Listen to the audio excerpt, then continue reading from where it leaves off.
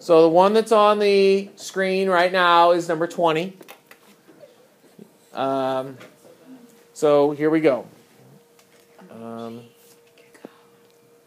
The next one is, what number is that? Number 10. Again, I don't see a plan, so I'm going to change everything to sines and cosines. Very similar to the last one we did. I'm going to multiply the fraction together in the middle and get sine squared over cosine. I'm going to multiply everything by the denominator to get rid of the fraction.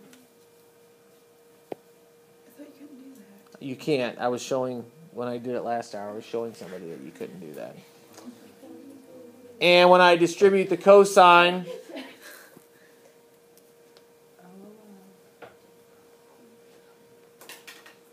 you get cosine squared plus sine squared equals 1. And there's the answer. How do you know, like, So that's number 10 or number 19 on the paper. Question? so your This one doesn't take very long. I'm going to move the tangent to the top. And when I move the tangent to the top, it becomes its flip, which is cotangent. And then I'm going to move the cotangent to the top. And when I move the cotangent to the top, it becomes its flip, tangent. Heck yes. And you're pretty much done. I got that right. Okay, now this one is a little more involved because they are so different. One side is a fraction and the two trigonometric functions are being multiplied. The other side is not a fraction and they're being added or subtracted. So the sides are wildly different, which is going to cause, you're just going to have to do more.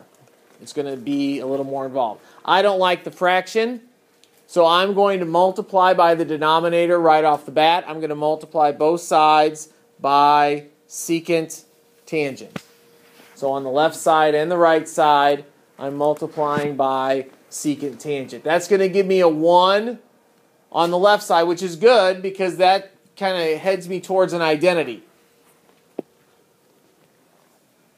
On the right side, you have to distribute the secant tangent to both because it's a subtraction sign. So I have cosecant times secant times tangent, and then sine times secant times tangent. Both of them get a secant and a tangent. And what you're hoping for is when all this works out, it looks like something close to an identity off your Courtney Pierce. So I'm going to change all that to sines and cosines and see what the heck happens when I do that. So I change everything to sines and cosines using my flips and my brain. I do see that in the first chunk, sines cancel because there's one on the top and one on the bottom. And then when I put everything together, I get 1 over cosine squared minus sine squared over cosine squared. And those two things are secant squared and tangent squared,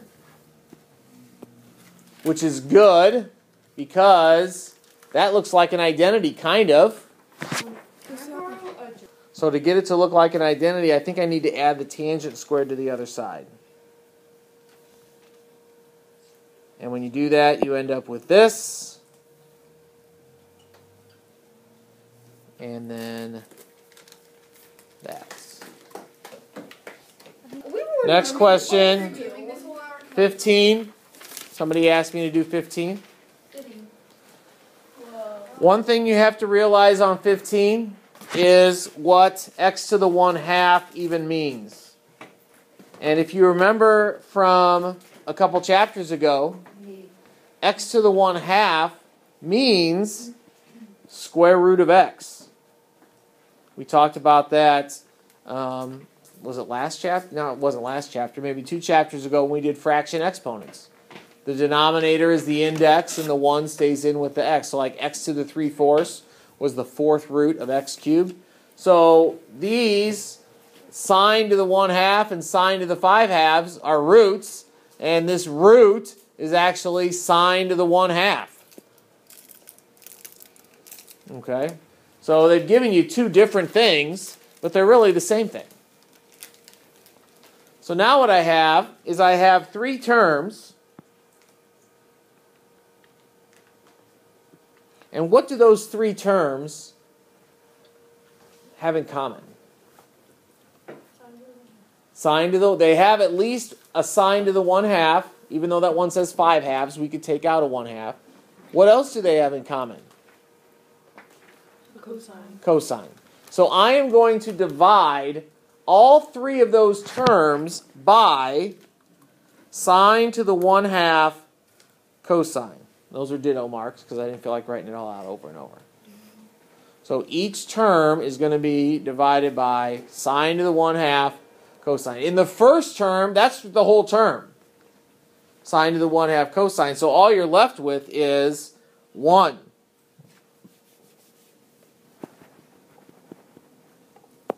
In the second term, you have to take the 5/2 and subtract 1/2. So 5/2 minus 1/2 is 2. And the cosine cancels. And then on the right side, the sine to the 1/2 completely cancels. And you're taking 3 cosines minus 1 cosine. Looky there. What about the square root thing? What did you do? That's sine to the 1/2 x. Wait, can you say what you just said again? Square root is sine to the 1/2 x. Oh. To finish this one off, I just have to move the sine squared over to the other side, and there's an identity there. All right? What number is it? Hang on, let me get rid of all this here so we can start fresh. This is number, is this the one you asked for? Is it 7? No. 27. 27. This one has its challenges, kids. And before I do this, I have to show you how I add fractions. Because I'm going to add fractions here. The way I add fractions, let's say I was going to add 2/7 plus 1/3. Okay? Here's how I add those. I cross multiply 6 and 7. I add those two together, put it on top, and then on the bottom I multiply the denominators together. That's how I add fractions. Instead of finding common denominators, 6 plus 7 is 13 over the denominators multiplied together, 21. You can add them up on your calculator and you'll get the same answer. Okay? Wait. So that is how I add. Go.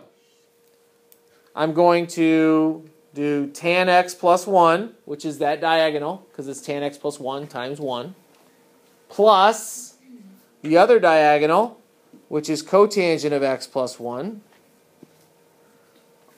Now on the bottom, I'm going to FOIL.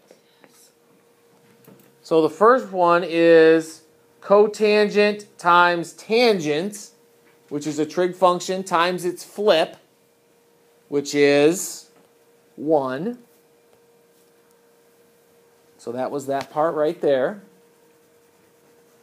And then we have cotangent times 1, which is cotangent.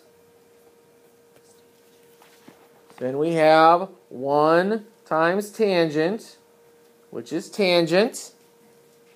And then 1 times 1, which is 1. And that has to equal 1. Now, if you notice, the fraction, do we or do we not have something divided by itself? And in that case, when you have something divided by itself, that is equal to 1. Number 18, I don't like the fraction. So I am going to multiply both sides by 1 minus cosine of theta to get rid of the fraction. So on the left side, that just cancels, and I have secant of theta minus 1. That should be minus. Here, let me fix that.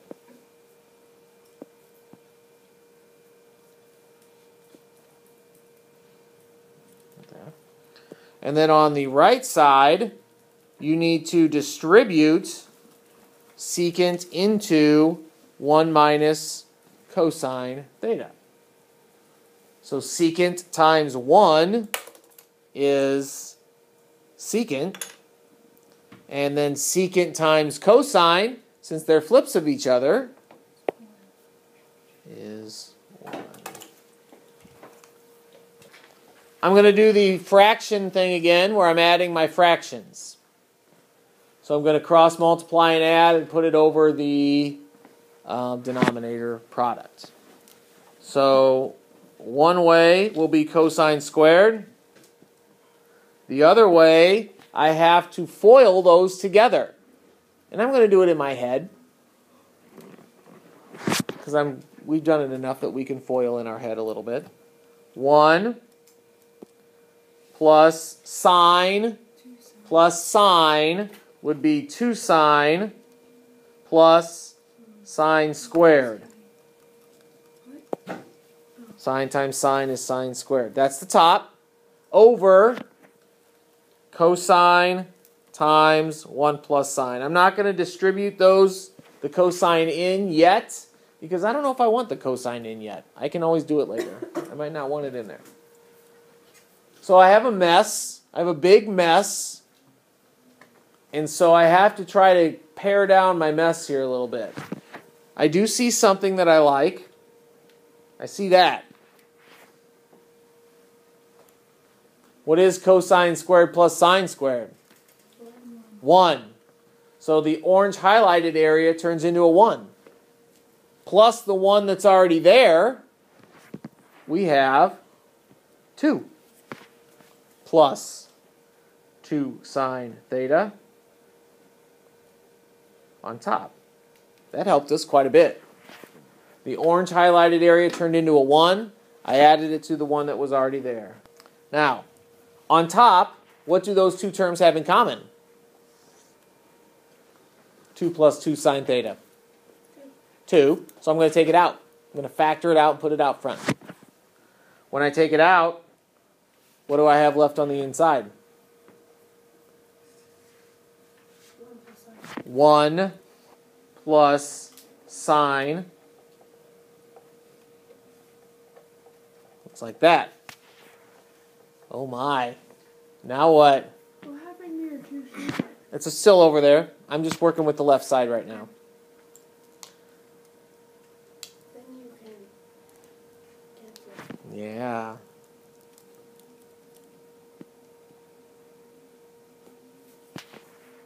That will cancel. Then I can move my trig function to the top and change it to its flip.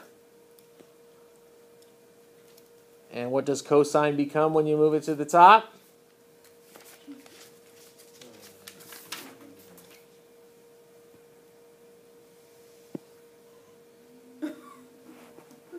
The problem is this. We're doing number 30.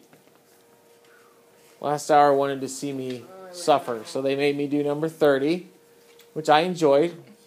Will you do number 51? I'll do whatever you want after number 30. 51. So what I'm going to do first on 30 is I'm going to distribute the cosecant. The reason why I want to distribute the cosecant is because when I distribute it, I see that. And cosecant squared minus 1 equals cotangent squared. So at this point, this is what my problem looks like. So my first part there has been simplified to cotangent squared. Now what I'm going to do is I'm going to change everything to sines and cosines. So cotangent squared is cosine squared over sine squared. Everything in there. Cotangent is cosine over sine. Cosecant is 1 over sine squared. So let me draw a line there. It's kind of close. Here's where I'm at now. Okay? I don't like the fraction. And luckily, all our denominators are very similar. So I'm going to multiply everything by sine squared. That's going to give me a couple extra signs in a couple terms, but that's okay. We'll work through that when we get there. So I am going to multiply everything by sine squared. All the way across. All 4 terms. The first term on the left, the sine squared completely cancels, and you're left with cosine squared. The second term, only one of the signs cancels, and the remaining sign needs to be distributed through there, leaving you with sine squared minus sine cosine. The third term, only one of the sign cancels, and so the other sign goes on top with the cosine, and so you have sine cosine. And the term on the right, the whole sine squared cancels, and you have 1. So then you can so cosine squared and sine squared equals 1. True, but you also have to show the greater that this thing minus sine cosine plus sine cosine, that would cancel because it's negative and a positive, leaving you with the identity 1 equals 1. Listen, because this isn't going to take very long. We have secant to the 6th times another secant. Well, what the heck is that? Secant to the 6th and then another secant? So secant to the 7th. Secant to the 7th. Boom. Oh, what is Tan x. Quiet. Then we have, what's this going to be?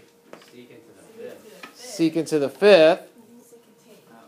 Tan x. Tan X. And then this one stays the same. Oh, so Cute. So you can divide everything. Okay. by secant to the- Now, let's think. What do these 3 terms have in common that we can divide out? Okay, they have a tan. How many secants can go? 5. And how many tangents? 1. All right, so we're going to divide by 5 secants and a tangent. Ditto, ditto. So what we've got here is secant squared minus 1 equals tangent squared. Move things around. I'm going to move the 1 over to the other side. So you get 1 plus tangent squared x. And then 1 plus tangent squared x, according to the wall, equals Why do you make these look so easy? And then when I go to do it, my brain's just like hurts. First thing I see is cosecant squared minus 1, which is equal to cotangent squared. Right there. That's equal to cotangent squared. And then I'm going to multiply the cosecant to the other side from the denominator to get rid of it. So I have cotangent cubed equals cosine from here, cotangent squared from here, and cosecant from the denominator. Why don't you distribute that one? Because I changed it to cotangent squared. No. Before I the did that. cosecant. I don't have any more addition or subtraction signs in my problem. Oh. Oh, duh. Okay. Sorry. I'm going to leave this cotangent squared, and I'm going to change this to 1 over sine. Okay. So the first and last terms become cosine over sine. which is another cotangent, which is cotangent cubed, which matches with this.